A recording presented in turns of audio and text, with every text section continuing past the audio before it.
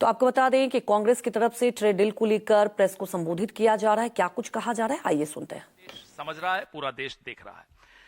जो अमेरिका भारत का सबसे महत्वपूर्ण और सबसे बड़ा ट्रेड सरप्लस वाला पार्टनर रहा अब तक, सीधे शब्दों में कहें तो कई दशकों से अमेरिका को भारी मात्रा में हमने निर्यात किया और अपनी अर्थव्यवस्था हमारी मजबूत होती आई, ग्रोथ हमारी बढ़ती रही। लेकिन अब ये जो ट्रंपिंग डंपिंग की जो डील है, अमेरिका का डंपिंग ग्राउंड भारत बन गया है। ये नरेंद्र मोदी की नाक के नीचे हुआ, नरेंद्र मोदी की सहमति से हुआ, नरेंद्र मोदी की सरेंडर की वजह से हुआ। India has become a dumping ground of America. ये इस डील में हुआ है। 500 बिलियन का आयात हमें अगले 5 साल में करना है साहब।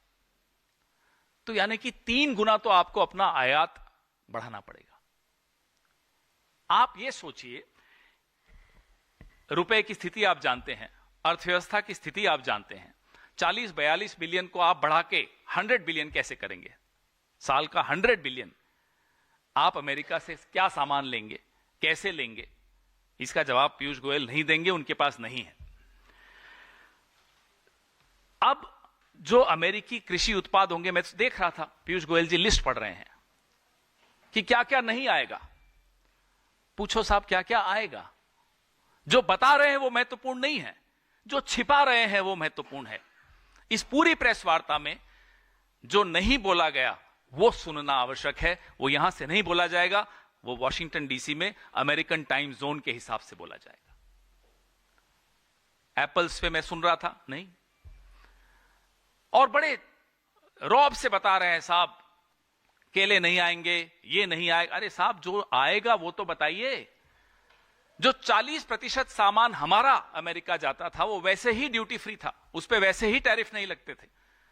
उसमें इलेक्ट्रॉनिक्स है, उसमें कई ऐसे सामान हैं। तो खुलासा देकर पीयूष गोयल जी वो सब नहीं बता रहे जो बताना चाहिए, जो हमें सुनना है, जो इस देश के किसानों को सुनना है, जो इस देश के नागरिकों को सुनना है, जो मुझे और आपको सुनना है। जो किसानों का, मोदी जी का किसानों से जो रिश्ता है वो तो आप जानते ही हैं। जब सड़क पर आते हैं उनका सर फोड़ने की कोशिश करते हैं। अब इस डील से भारत के किसानों की कमर भी तोड़ी जा रही है। आने वाले दिनों में, हफ्तों में, महीनों में आपके सामने यह साबित होगा कि कैसे हमारी किसानी को यह तबाह करेंगे। वहां उत्सव हो रहा है। अमेरिका के किसान इस डील से प्रसन्न हैं, खुश हैं, जश्न मनाया जा रहा है। बताइए क्यों मना रहे होंगे? क्योंकि उनको एक बहुत बड़ा मार्केट मिल गया, भारत का एक मार्केट मिल गया।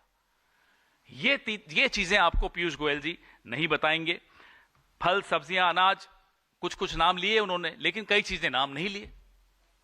उनसे पूछना चाहिए साहब, जो आप नाम नहीं ले रहे, वो नाम की लिस्ट कहां से आएगी? क्या अमेरिका से आएगी? आएगी तो वहीं से।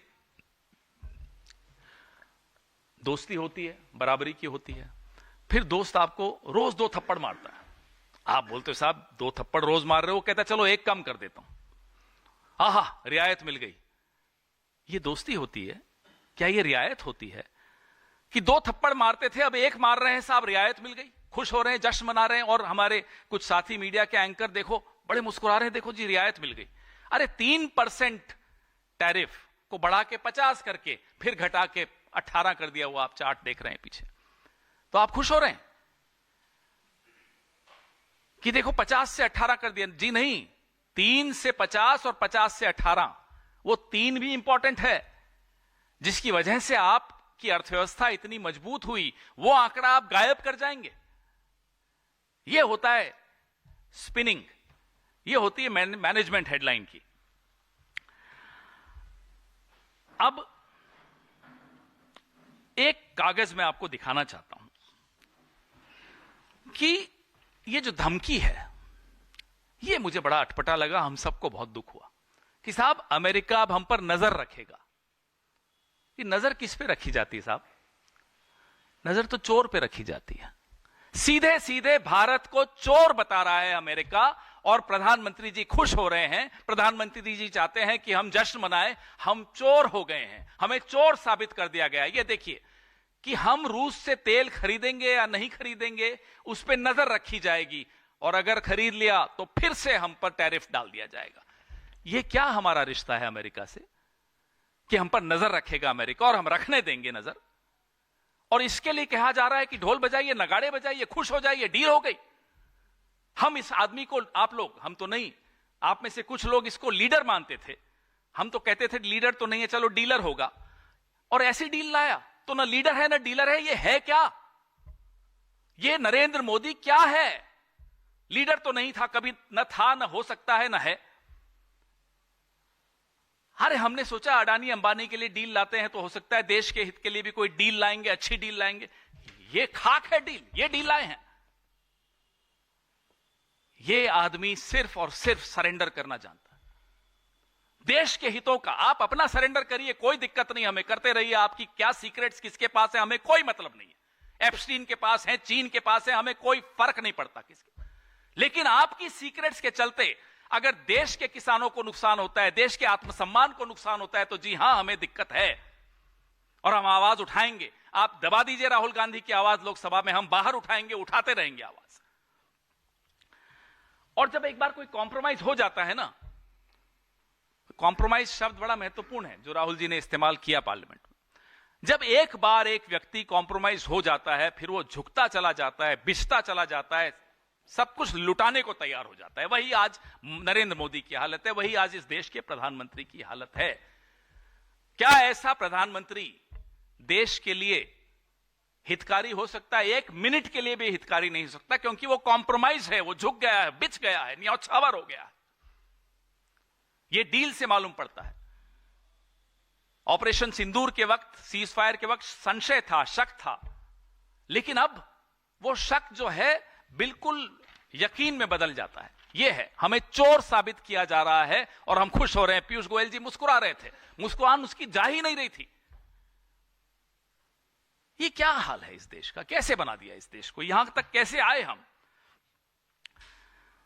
जो एप्स्टीन के जिक्र मेल्स के मोदी जी के कई घनिष्ठ लोगों के उसमें आते हैं, उस पर भी हम चर्चा बाद में करेंगे।